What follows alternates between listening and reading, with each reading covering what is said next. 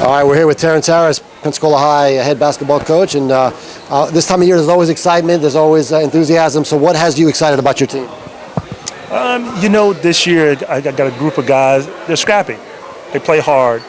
A lot to learn about basketball, but, they're a group that just kind of keep coming. They have some resilience. It's just that they need a lot of fine-tuning, but I can work with that. Yeah. I know last year, record-wise, not the kind of season that you wanted, not the kind of the tradition you have. What were some of the lessons, some of the challenges last year that you're trying to build on? Well, I think that the challenge that I've had is just the number of students who are coming in, the number of players. Like this year we have, I want to think that I have 3 returning players. So it's almost a brand new team, guys who play JV, moving up from freshmen, something like that. And we're pretty young. I probably have about 4 or 5 sophomores on the team as well, on the varsity team. So trying to build that consistency with the group of guys that I have and trying to really, we play for the end of the season. We want to be peaking towards the end of the season, playing our best basketball during that time. So just trying to keep them interested to understand that it's going to take a lot of work for us to be competitive. So who are some of the leaders this year, some of the guys we can look out for that may stand out?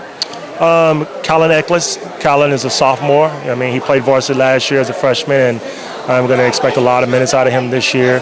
Our quarterback, Jamarcus Fountain, it's going to take him a little while to kind of get whipped into basketball shape, but, he's another one, I expect some things out of. Big kid, Sharon Davis. He really came along over the summertime, worked really hard in developing and getting better, and so I expect some things out of him.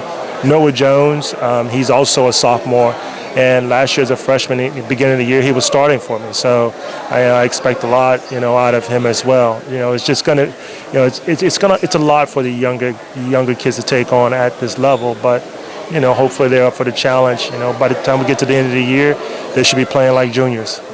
How about style-wise? Any kind of changes based on personnel that you're going to try to run this year? This year is going to be up and down. Traditionally, it's going to be an up and down game. We're going to have to defend really well. We're going to have to create some offense out of our defense. We do have a little bit of size, so our post players will have to develop and get better as the year comes along so that we can find some scoring in the paint. Football team had a much better year this year. You got some guys from football coming over. Does that help a little bit? Just more of a feeling of winning, with that program and the carryover? It really does. It's amazing how much football boosts the morale of the school, and it boosts the energy of the players who play football.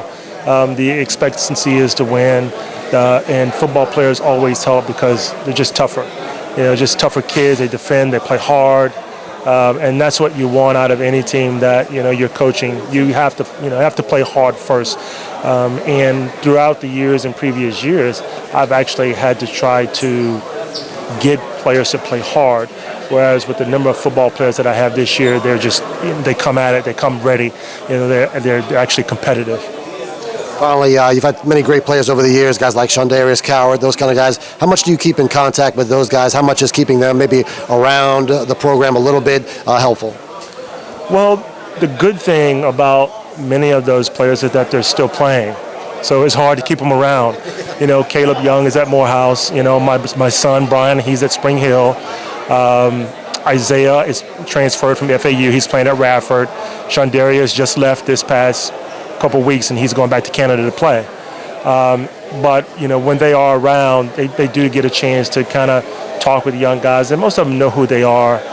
It always helped to have a tradition of guys who have gone on to the next level, that can pour into the younger guys of what it's like to be able to play at the next level and what to expect. All right, thanks, Terrence. Good luck this season. Thank you. And somebody do work.